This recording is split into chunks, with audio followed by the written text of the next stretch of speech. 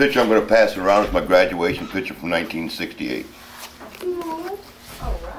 40 years. Wow, look at that Nice kid. picture.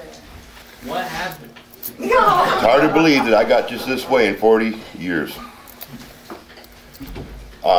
In the 40 years, I've done a lot of things, a lot of traveling, a lot of this, a lot of that. If I look back at it now, some of it was magic and some of it was tragic, but I've had a pretty good 40 years all the way. In my speech, our first speech was on my dad, my significant. The reason I talked about my dad in my speech is because when I came back from Vietnam, I had a real hard time adjusting. As a World War II vet, he was there for me. I spent a lot of time in VA hospitals. I couldn't sleep in a house. I'd sneak out at night, lay in bushes. It was bad. So all through that, my dad was there. In my speech, I told you how he'd take me to work with him. You know, he kept a real close eye on me. He was always there for me. I don't think too many people ever had a loving person like that in their life. Every day, day in and day out. So that was my first speech, and you know, to this day, I still think of him. In my travels of 40 years, I wrote a lot of poetry. Some was published.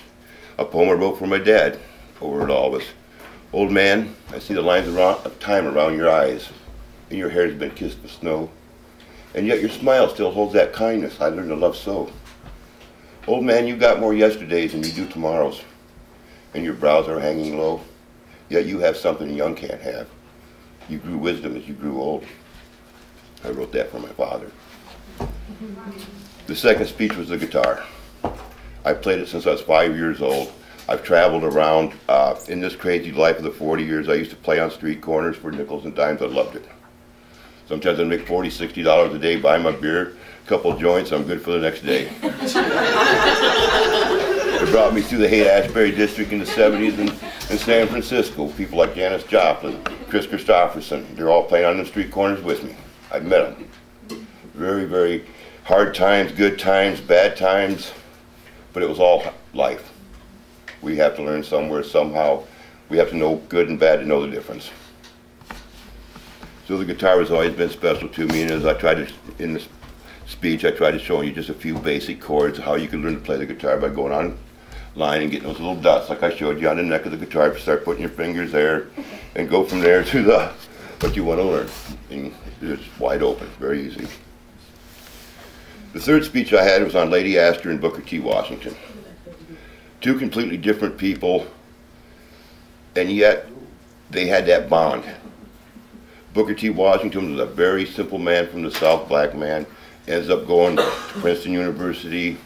Lady Astor was forced into politics in Britain, and she was kind of a radical, as the speech would say. She was quite a character, and I'm sure she wasn't one of Winston Churchill's favorite people.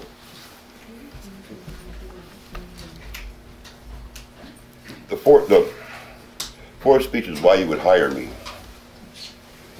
Of all the years I painted in the union, I've been to all these trade schools, several of them. I mean, just papers after papers after papers. I painted everything from helicopters to assholes on hobby horses, which is a real true story. In Portland, Oregon, it was one of the biggest carousel companies in the world. One time I was laid off, and this friend of mine says, "Hey, let's go down and paint these hobby horses. You can match paint." I said, "Sure." And it was a fantastic job.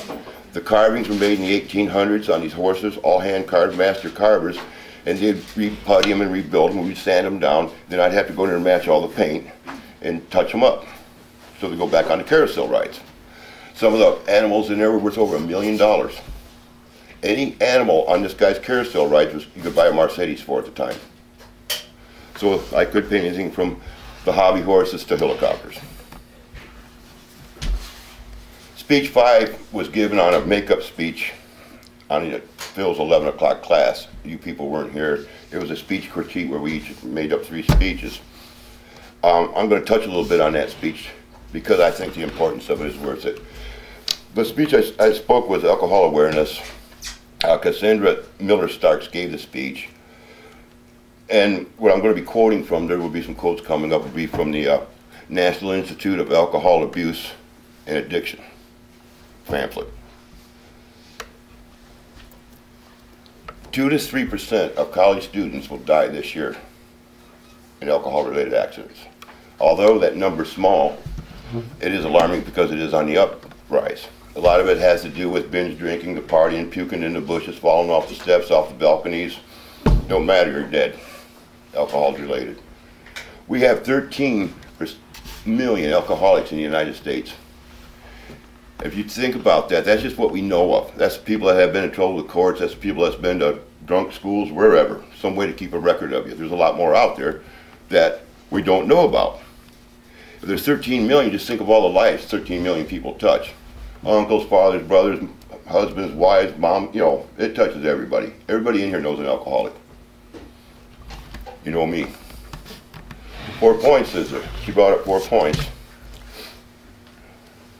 What is alcoholism? Is it a disease? Is it hereditary? Can it be cured? Alcoholism is a craving. It can be a need. You might wake up shaky, have to drink to get through the next day. That would be the extreme. Nightmares, blackouts. That's alcoholism. Is it a disease? The National Institution of Alcohol Abuse and Drugs say yes, it is. It is a disease. The reason it's not a recognized disease is because if it was a recognized disease, then people would be eligible for federal government money, state money, because it's a disease. So they're not going to, say, hey, you got a disease, here's a check. It ain't going to happen like that. Is it hereditary? Yes, it is hereditary. Just like cocaine and every other drug, alcohol is hereditary. How much do I have to drink to be an alcoholic? Well, I don't know. I worked on it for a lot of years. They say if you take a drink of wine a day, every day, the rest of your life, you'll be an alcoholic. I don't really agree with that, but that's what their sticks say. Can it be cured? No, it can't. An alcoholic that doesn't drink, if he starts drinking again, he's right back where he started from within a day or two. There's just a regression thing. It's a slide. There's no way of curing it. The next speech was me and my buddy Jenny. Me and little Jenny. We wrote about music, album covers, and this type of thing. The reason here we go with music again, because it's been a part of my life for a long time. In that speech, I showed you some album covers, of course, here we go again, the 60s, the late 60s, early 70s, back in my Haight-Ashbury district, back in the rebel days. I think through all the 40 years that we're talking about in between this gap in these speeches, music has the greatest thing. I mean, the changes in the things I've learned from music. Number one, Otis Redding, we've all heard Sitting on the Dock of the Bay. Do you know the man never heard his record player? He never heard it. He was killed in a plane wreck the day after he recorded it, flying out of San Francisco. So these are people that were very important to me. In that era, I was writing songs like, well, America, how are you, dear? Do you remember me? I'm the one that you couldn't form into society. I hate your car, your bar, your war, your world. It's a trip. And all I ever asked was a chance to be hip. So take your capitalistic ways and shove them up your ass. I'll live out here in the country and raise my own grass. And whatever happened to that thing you call democracy? Every time I turn around, you put the screws to me. Well, America, I love you, dear, but I really got to go. I'm not going to stand here and watch the final curtain on your show. These are songs I've written. I've written a lot of songs. Some are published, some aren't. Just like the poetry I wrote for a Book of Dreams. In Northern California, we had poetry classes we'd all go to, get stoned and hang out and write poetry. That's what it was. So I did a lot of writing. We were working on what they called a Book of Dreams, and I wrote about 10 poems for that. So as I leave you today on my final speech, I wrote a poem for the class. It's called Remembering You. Where clear blue skies of tomorrow will meet dark green oceans of today, in my mind your memories will remain as silver waves that'll slowly and gently return to golden sands of yesterday. Yes, I'll remember you.